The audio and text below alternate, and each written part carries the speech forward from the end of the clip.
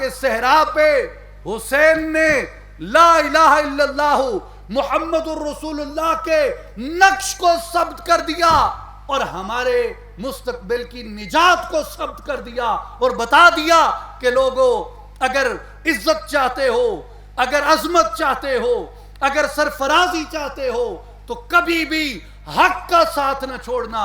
اس لیے کہا کہ حسین اس حریت کی فکر کا بانی ہے۔ دنیا میں جو حر ہوگا، جو حریت پسند ہوگا، جو آزادی کا متوالا ہوگا، وہ یزیدی نہیں، وہ حسینی ہوگا۔ اس لیے کہ یزید باطل کی نمائندگی کرتا ہے اور حسین حق کی نمائندگی کرتا ہے۔